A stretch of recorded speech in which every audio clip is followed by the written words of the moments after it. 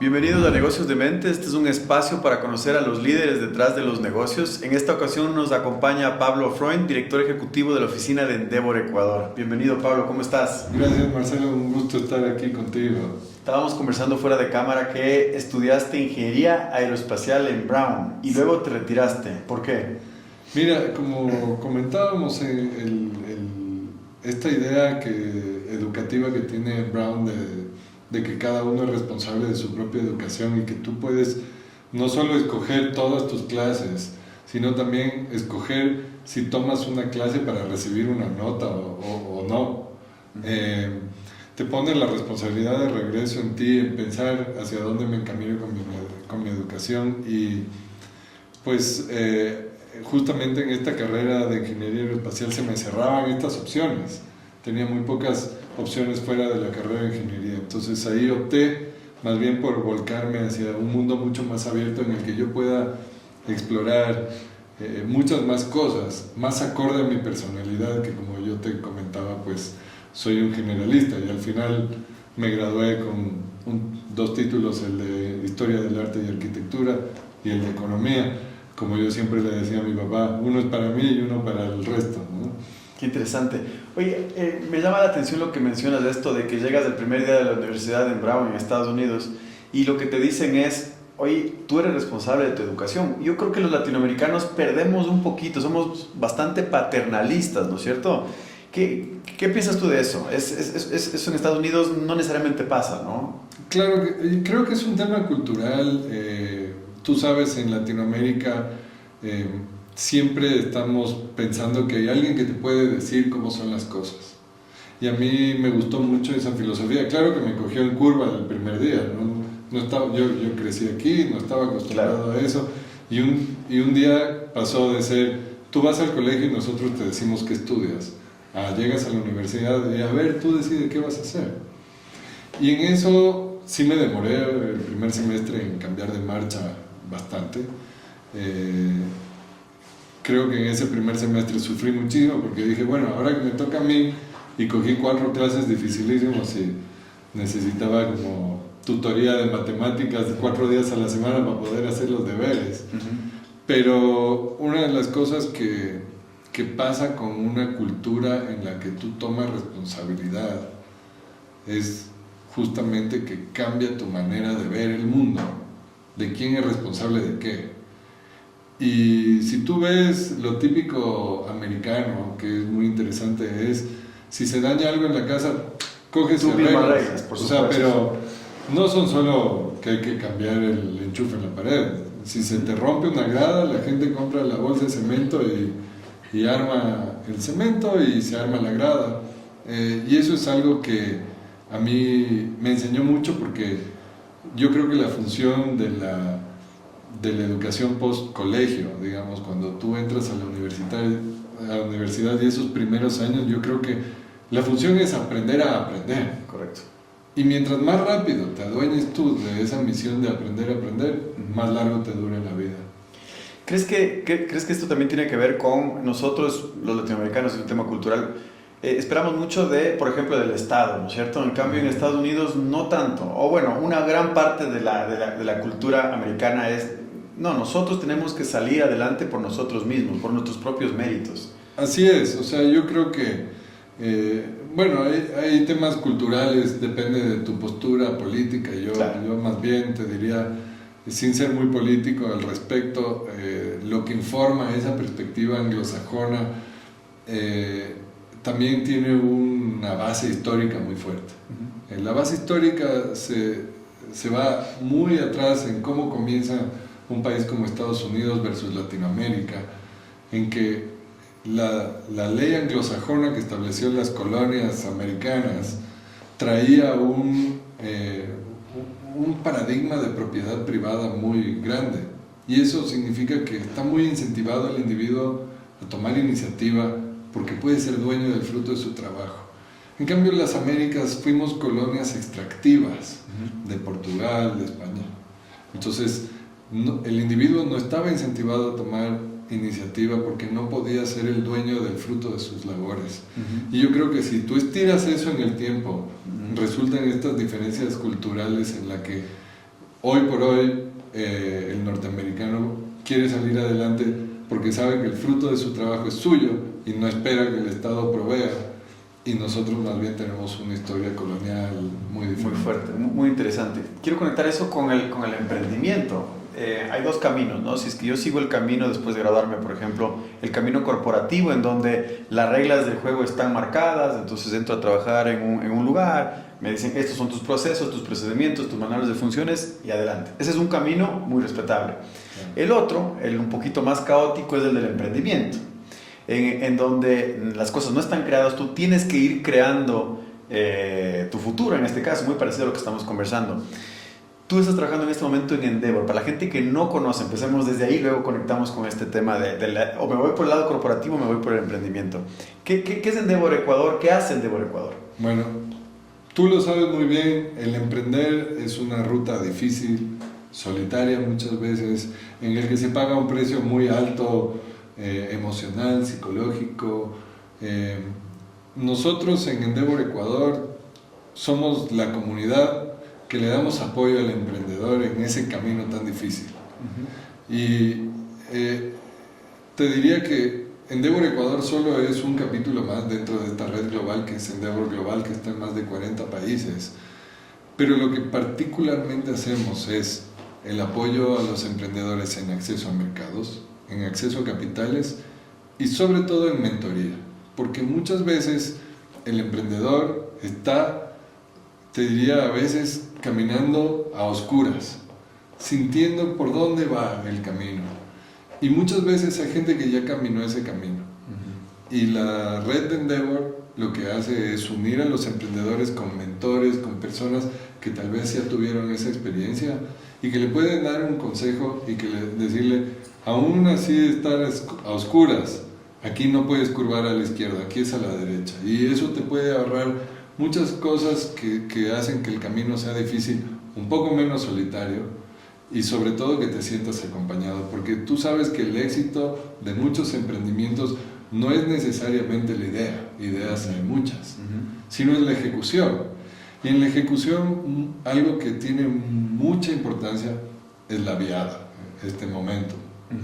Y yo creo que tienes que pensar en Endeavor Ecuador como una máquina de momentum, en el que toda esta comunidad está ahí atrás tuyo soplando tus velas para que tengas viento en popa y puedas emprender. Entonces, supongamos, y muchos emprendedores seguramente nos están viendo, entonces, ustedes tienen, entiendo, diferentes programas, ¿cierto? Entonces, si es que algún emprendedor nos está viendo, ¿qué ofertas tienen para los empresarios que están recién empezando, los emprendedores que recién están empezando, o gente que ya tiene un tamaño un poquito más grande? Claro que sí, vamos hablando más bien en orden, ¿no? O sea, Endeavor trabaja principalmente con la comunidad de emprendimientos de alto impacto. Estos son los emprendimientos que demuestran que tienen la capacidad de escalar y de hacer ese impacto económico que es el construir país, en el que vas a aportar a la economía nacional a través de servicios disruptivos, productos disruptivos, que vas a traer innovación, que vas a estar creciendo y contratando más colaboradores y sobre todo haciendo estos aportes al PIB tan importantes. Y eso significa que hay que situarse en dónde están estas empresas.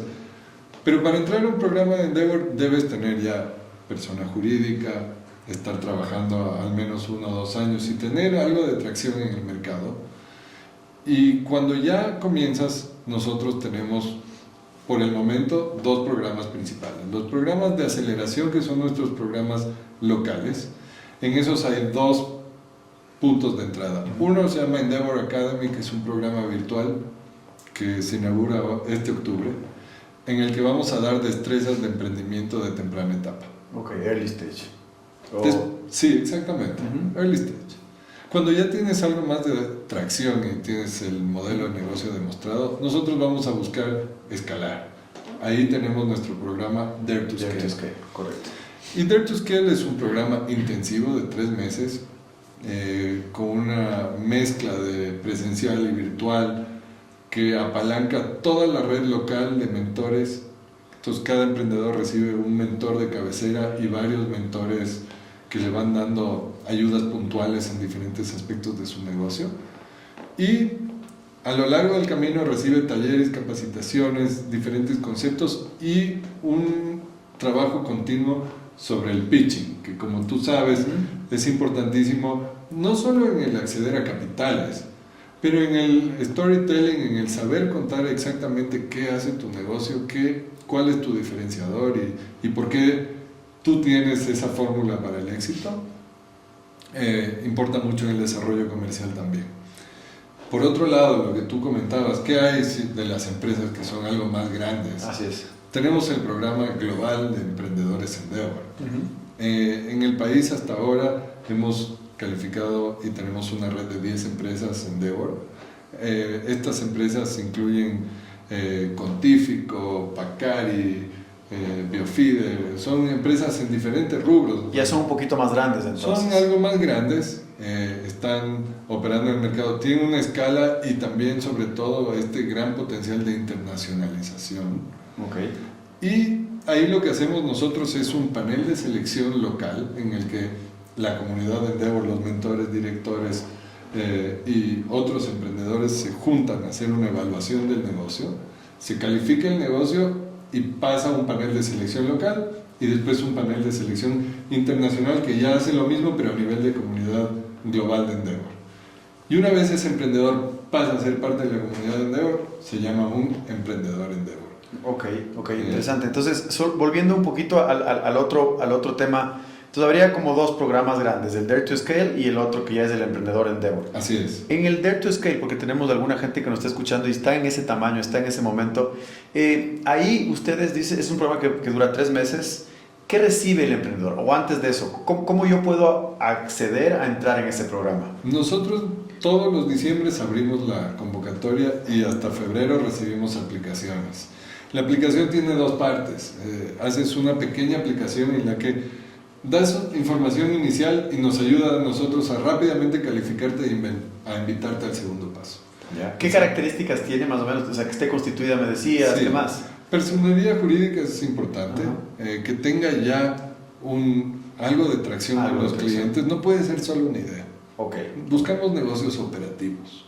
Si estás trabajando una idea, te diría Endeavor Academy es para ti. Okay. Pero Dare to Scale es cuando ya operas y ya estás listo para escalar. Tracción para la gente que nos está escuchando, digamos, es que hayas ya vendido algo, que tengas clientes, que tengas una facturación razonable. ¿Tienes un monto mínimo de facturación? Sí, yo te diría que si estás facturando unos 10, 15 mil dólares al mes, podrías aplicar. Ya puedes aplicar. Hay empresas que aplican con menos, pero por su alta potencialidad, pues resulta que van a tener como una curva muy, muy rápida. Y hay otras empresas que facturan mucho más, que también aplican. Entonces tenemos una escala, te diría, de empresas que aplican con 5 millones hasta 50 mil dólares hasta 2 millones en facturación. Pero sobre todo yo creo que lo importante es que los emprendedores reconozcan que necesitan una comunidad de apoyo. Porque nosotros somos, como Endeavor, no somos inversionistas, somos actores sin fines de lucro. Nosotros estamos aquí para apoyar y somos una comunidad humana, es gente que se quiere ayudar, a gente que quiere construir el Ecuador y ver que la empresa privada pues genere los empleos que nos están faltando y que genere estas oportunidades económicas, que generemos ejemplos de disrupción y de innovación ecuatoriana que nos haga muy orgullosos frente al mundo. Espectacular. Entonces, claro, una empresa que, por ejemplo, está facturando 50 mil dólares al mes, tiene estas características, quiere ser ayudado, que creo que es una característica bien importante, entra al programa y entran durante 3 meses a mentorías, por ejemplo, ¿no es cierto? Entonces, ¿quiénes son los mentores, por ejemplo? Mira, te diría, depende de qué. Nosotros, por ejemplo, digamos que tienes una empresa que está intentando hacer algo retail, pues encontramos a alguien, un especialista en retail. Tenemos a alguien como Herman Petzold, que era anteriormente gerente de retail con Maximex, por ejemplo. Entonces, él ahora está ya fuera del país, pero sigue siendo muy afín a nuestra red y sigue dando mentorías a nuestros emprendimientos.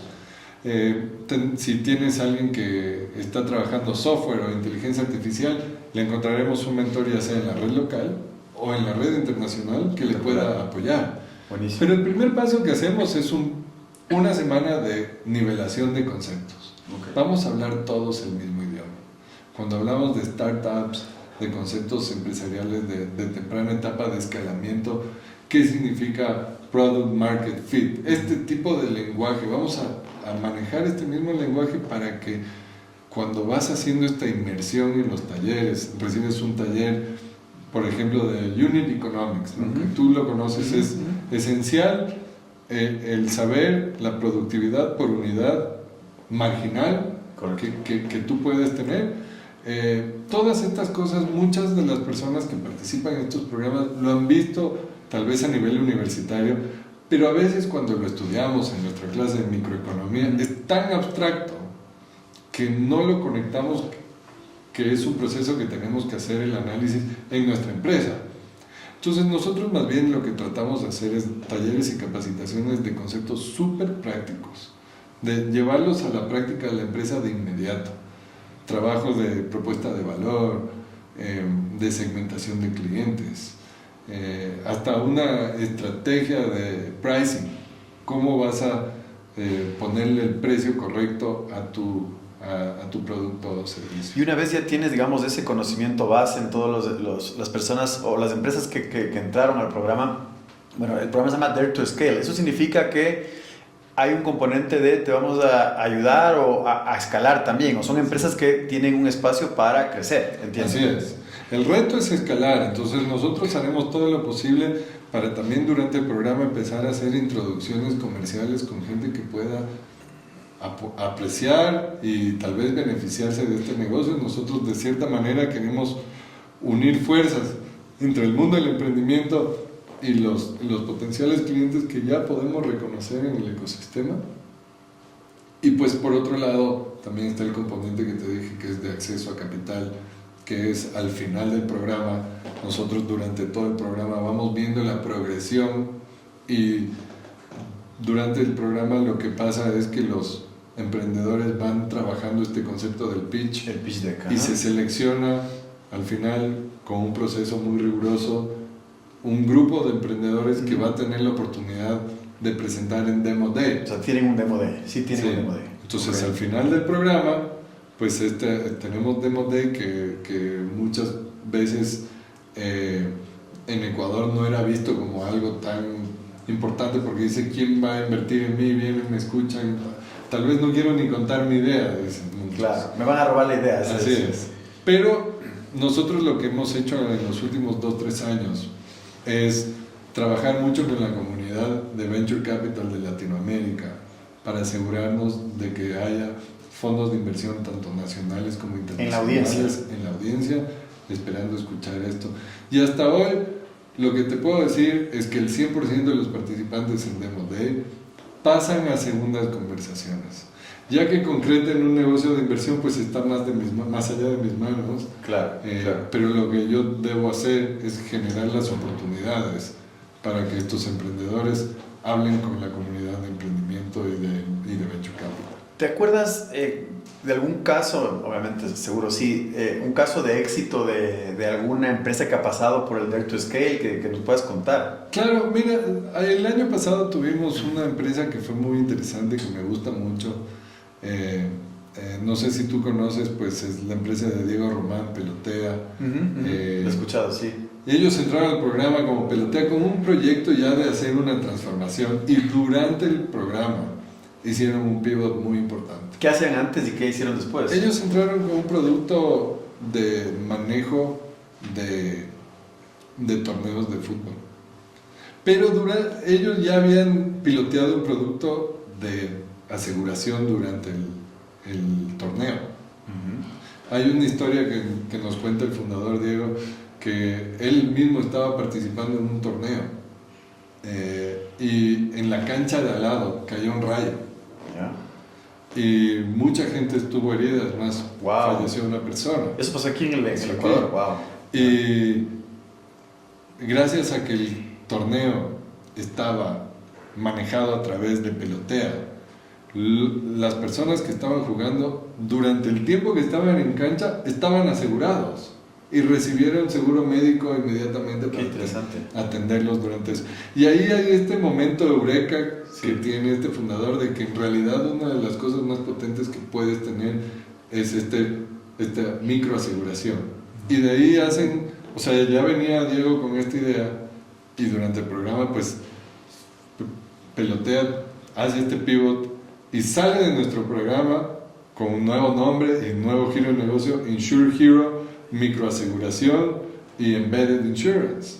Wow. Entonces él ahora puede ofrecerle productos de Embedded Insurance a otras instituciones, a un colegio, de que pueda directamente, cuando tú haces la matriculación del estudiante, pueda inmediatamente acceder a aseguración a través de Insure Hero.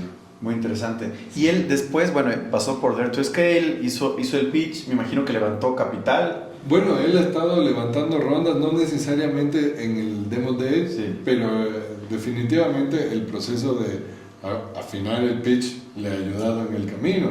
Más que nada él, pues, imagínate los tumbos y vuelcos de la vida. Ahora, una de las personas que fue su mentor está íntimamente involucrado en el negocio y se ha vuelto co-founder. Entonces, en realidad, como es una comunidad, pues tú puedes entrar con una intención y la vida te dice no es por aquí, pero es por allá. Y al final, no solo salió con un negocio que se veía muy diferente de lo que él pensaba, sino que hasta con un nuevo socio y una nueva perspectiva sobre lo que iba a conseguir. Increíble. Entonces, ahora mismo, ¿cuántas empresas están ayudando en ese programa ustedes? Nosotros tomamos todos los años entre 12 y 16 empresas. 16, ok. El año pasado tuvimos un programa grande de 17, este año bajamos a 12. Creemos que el punto justo es algo ahí en la mitad de eso. Tal vez también esperamos en octubre tener unas 16 empresas pasando por Endeavor Academy, que va a ser el programa en línea de 6 semanas. Y lo que esperamos es poder trabajar con entre 30 y 40 emprendimientos al año. Al año. Excelente. El próximo, o sea, si es que alguien quiere aplicar a Dare to Scale, ¿cuándo es la próxima? A fines de noviembre vamos a comenzar el proceso de convocatoria. Las aplicaciones cierran en febrero.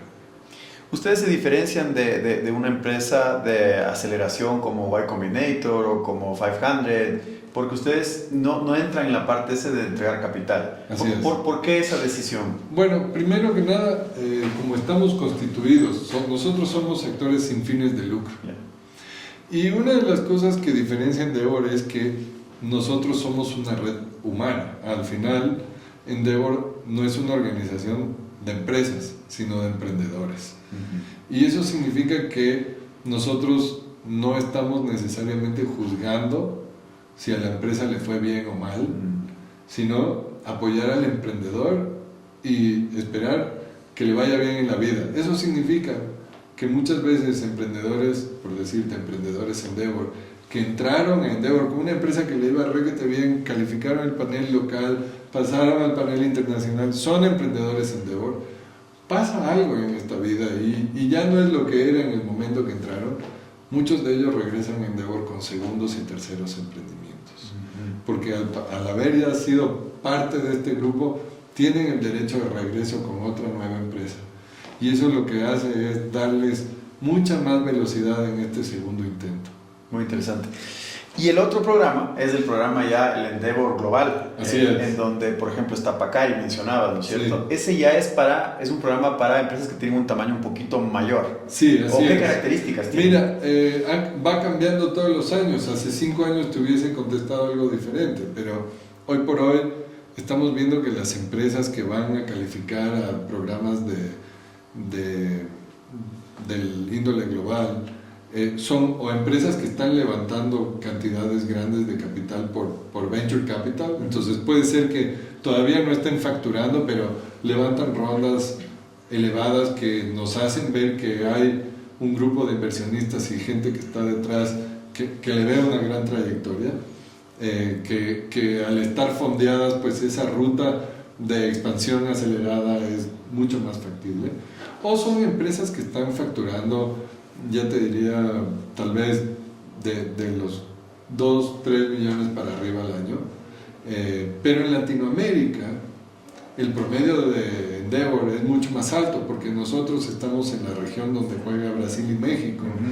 Claro. Entonces te diría que la región LATAM es más bien un promedio más alto que el resto del mundo en facturación. La empresa promedio que está pasando por el proceso de selección de Endeavor está entre 7 y 8 millones, pero eso tiende a salir mucho Colombia, Brasil y México.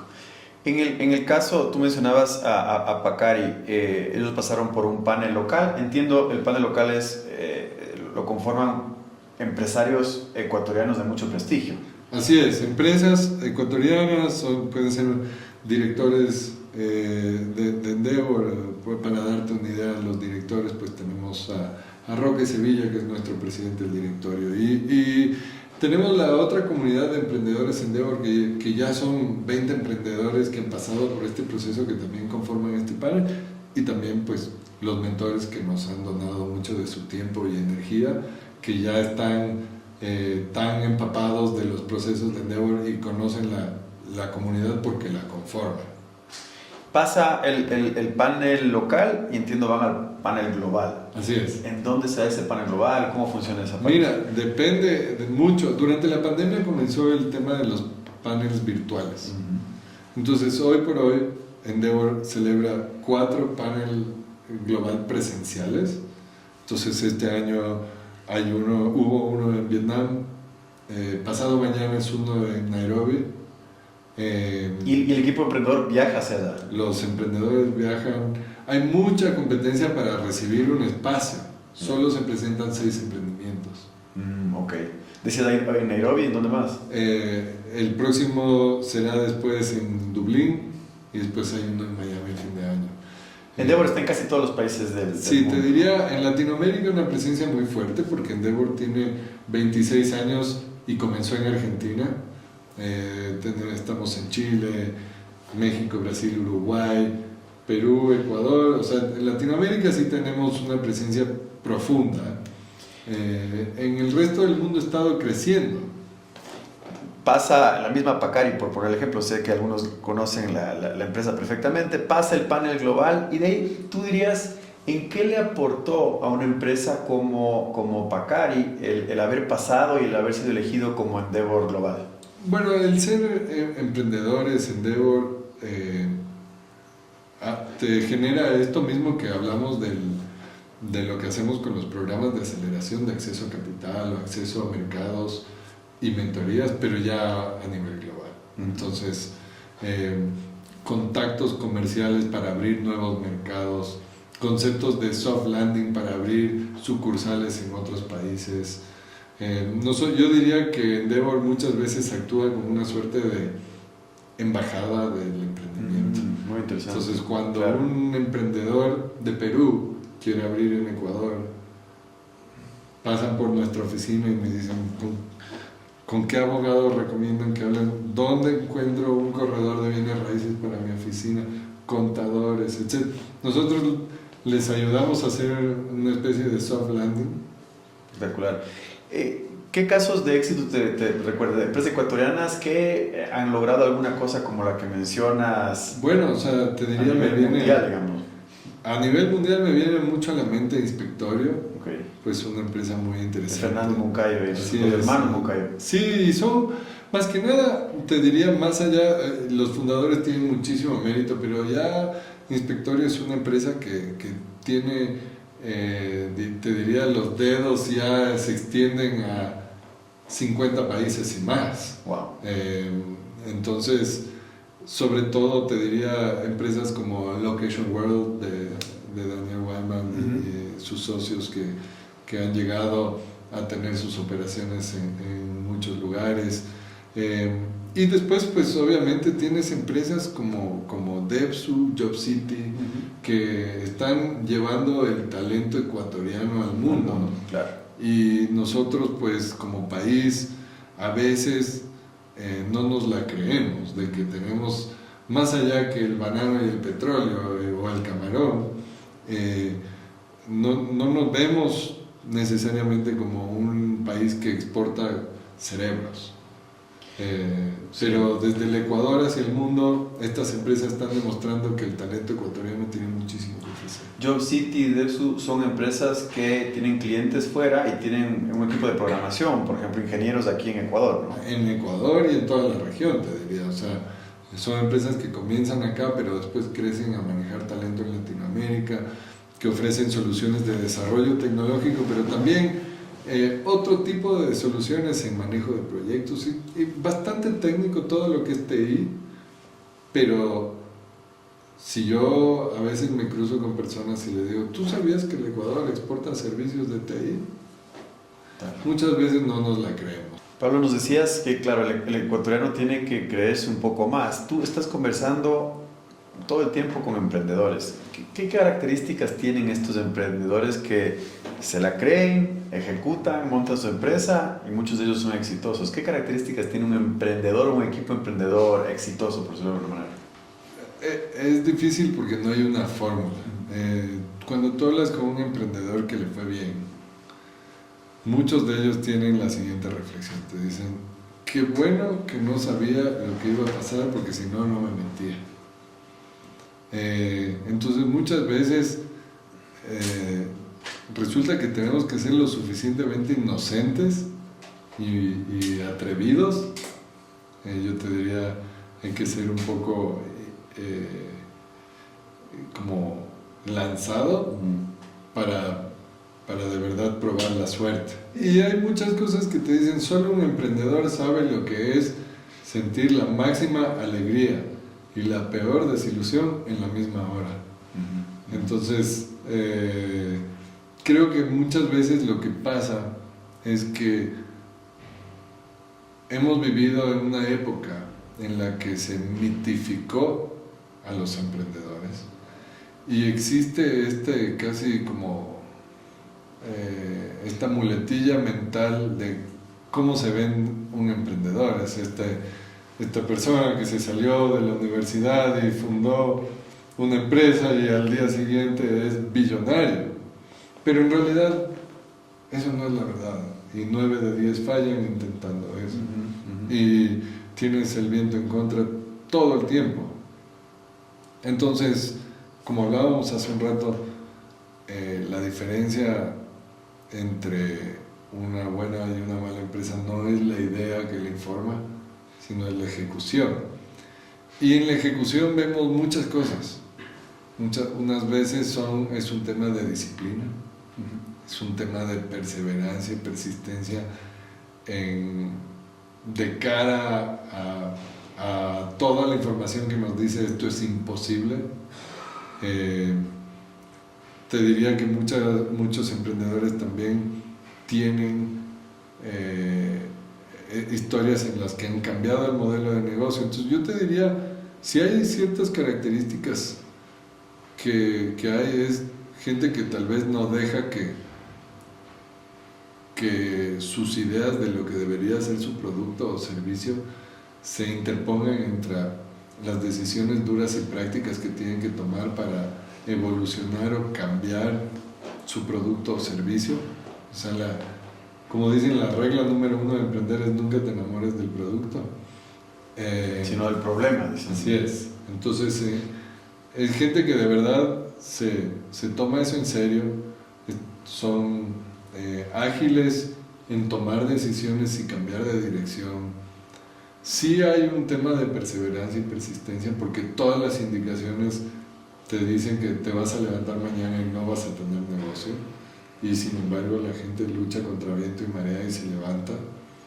Y yo te diría que este mito del emprendimiento nos ha hecho más daño. Sí, por un lado ha hecho que haya más innovación porque más gente se lanzó al ruedo, que eso es el lado positivo.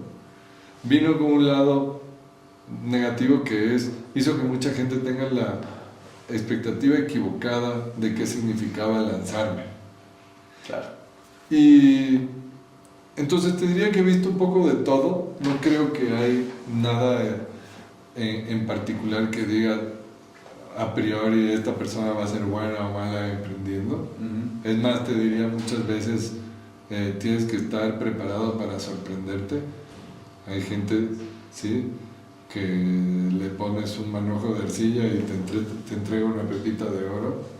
Entonces, creo que más bien una de las cosas que yo estoy aprendiendo también desde mi rol es una de las cosas importantes que comparten muchos buenos emprendedores es la humildad de dejarse aconsejar, de saber buscar ayuda, de no ser saberlo todo, sí. Así es, claro. porque muchas veces pues es fácil que el ego domine, ¿no? Claro. O sea, yo soy el fundador y yo soy el gerente, entonces ¿quién me va a decir a mí cómo son las cosas? Y más bien la gente que está buscando activamente retroalimentación. La autoeficacia es esta noción de que crees que puedes, que es más allá que las habilidades. Es una creencia interna de yo voy a poder. Y la autoeficacia se trabaja desde la infancia. Entonces el concepto de la autoeficacia, particularmente en la niñez, yo lo descubrí cuando yo emprendí. Porque mi primer emprendimiento fue una empresa de higiene menstrual. Sí, hacíamos un producto reusable de higiene menstrual, enfocado a la base de la pirámide en África. Y todo comenzó cuando yo estaba con un colega mío que me empezó a hablar de la autoeficacia y le dije, no sé de qué me estás hablando. Y me dijo, pero la creencia de que lo puedes hacer. Y digo, sí, pero ¿cómo es eso diferente de poder hacerlo? Y me dijo, imagínate una niña que por falta de acceso a estos productos no va al colegio muchos días al mes y se va quedando atrás. Y después sí está en el aula el próximo mes y el profesor hace una pregunta y ella sabe la respuesta, pero no levanta la mano porque no cree que puede. Pero sabe la respuesta, pero no se lo cree. Y para mí eso me sacudió. Total, claro, claro. Y yo creo que desde ese día este concepto de la autoeficacia más bien ha estado muy presente. Entonces ahora que estoy a cargo de un programa de formación de talento en la parte de emprendimiento, muchos emprendedores llegan con mucho conocimiento. Yo sé programación, yo sé de mi producto, yo sé que esto pega. Eso lo sabes. Pero crees que puedes hacerlo, que crees que puedes ejecutar tu visión de empresa, y a veces trabajamos un poco de ese lado, estas destrezas de creer que lo puedes, que va mucho más allá que el refuerzo positivo, sino que a través de recursos, por ejemplo, un proceso dialéctico de indagar, a ver, cuéntame, ¿cuál es la propuesta de valor? Y así. Y bueno, y al final de un proceso, reflejarle de regreso a alguien y decirle, pero ves, tú mismo me acabas de dar tu hoja de ruta. ¿Sí ves que tú lo tienes? Entonces, ¿crees que se puede enseñar esto? Claro que se puede. Se puede, pero yo te hablaba de que es un tema de niñez, tal vez en un tema más grande, macro, como cuando hablábamos un poco de que no nos la creemos como ecuatorianos. O sea, si yo hoy te digo, en Ecuador hay industria aeroespacial, mucha gente me dice no, pero tienes Pedro Meneses y Aerialuz, que tiene la empresa de drones comerciales, que tiene más horas de vuelo que cualquier otra empresa en las Américas, y nadie te puede decir eso viene de una fábrica en Ecuador, y sin embargo pues estamos exportando ese tipo de cosas desde este país. Y por eso te decía, tal vez nosotros como cultura tenemos que también empezar a inculcar en nuestras próximas generaciones desde pequeños que sí podemos. Tengo la responsabilidad de trabajar y construir en la comunidad de Endeavor Ecuador. Me queda claro que yo no soy el único responsable, que somos muchos, y que más bien tengo la suerte de ser parte de una comunidad. En lo personal, siento una responsabilidad muy grande de seguir desarrollando mis destrezas, y mi propósito pues es seguir superándome día sobre día. Y dentro de todo, el propósito sí creo que tiene mucho que ver con estos conceptos que que nosotros tenemos sobre los valores del por qué estamos aquí. Y para mí es muy importante una parte, te diría, hasta filosófica, de que creo que todos tenemos una responsabilidad de poner nuestro granito de arena y sanar el mundo, dejarlo mejor de lo que lo encontramos. Y te diría, una de las partes filosóficas que he aprendido es que nosotros no somos responsables de terminar este trabajo de mejorar el mundo, pero no podemos desistir de ello. Entonces mi propósito es todos los días contribuir con lo que puedo, y a veces puedo más y a veces puedo menos. ¿Y qué es el éxito para ti? Dentro del éxito, pues creo que ha sido también un aprendizaje. Yo como emprendedor, yo como empleado, como empresario, ahora como también en familia, aprendo a entender más que el éxito no es un punto de destino, sino un proceso. Y por eso te hablaba de ser mejor cada día, de dar nuestro mejor desempeño. Entonces te diría que el éxito es el un día poder ver en el retrovisor y estar satisfecho con lo que di, porque di lo que pude. No sé cuándo será ese día, pero creo que me mido todos los días y solo yo soy el juez más duro de mis actos. Entonces, sobre todo creo que con el tiempo me he ido distanciando de medidas externas de qué es un ser exitoso, porque no es ni la cuenta de banco, ni estatus para mí, aunque sea, ni reconocimiento, sino también es cómo me siento yo relativo a mi capacidad de dar, de construir, y cómo me he llevado eso a cabo y poder echarme tranquilo en la cama sabiendo que di lo mejor. Excelente, muy inspirador, la verdad, Pablo. Y en el caso digamos, del apoyo a emprendedores, creo que estás caminando en tu propósito, o por lo menos eso es lo que se ve desde fuera. Es un trabajo muy encomiable, pero también te topas con un Ecuador que no muchas veces es fácil. Entonces, ¿qué crees que le falta a nuestro país, a nuestra sociedad, para tener muchos más emprendedores, más empresas exitosas, más gente que se lance al ruedo y haga empresa? Mira, talento no le falta a este país, recursos no le faltan a este país. A veces siento que sufrimos de esas bendiciones, pero necesitamos encadenar mucho más los esfuerzos. Todavía vemos mucha codicia, la gente sacando los codos, tal vez, más para mí y menos para el resto, porque es la falacia de la suma cero. En realidad, que a otro le vaya bien no es que a ti haya menos para ti. Entonces necesitamos trascender las relaciones competitivas y más cooperativas, y eso me pone a mí feliz de poder ser parte de esta ONG que está trabajando en crear una comunidad de apoyo. Por otro lado, sí nos hace mucha falta, y eso lo vemos, un insumo crítico para las startups del país, es el acceso a capital, y que los ecuatorianos, especialmente cuando ya tienes algún éxito, poder empezar a reinvertir en la empresa aquí y apostarle al futuro del Ecuador con los que siguen los talones de los que ya pasaron ese camino. Pero por suerte eso está cambiando. Si bien no hay suficiente venture capital en el país, el año pasado inauguramos la EcuaCap, la Asociación de Capital Privado del Ecuador. Entonces ya tenemos un organismo coordinador. Entonces vamos ladrillo sobre ladrillo construyendo en la dirección correcta. Debemos aceptarlo, no es una jurisdicción fácil, pero por otro lado tenemos que tomar que es un país bendecido por muchas cosas, y como te dije, ni recursos ni talento le faltan. Es una visión optimista, yo también me considero una persona optimista, creo que, bueno, toco madera que así sea. Para ir cerrando, Pablo, algunas preguntas que me requieren quizá una respuesta más corta. ¿Cuál es el peor consejo que te han dado en la vida? Ese. Te diría que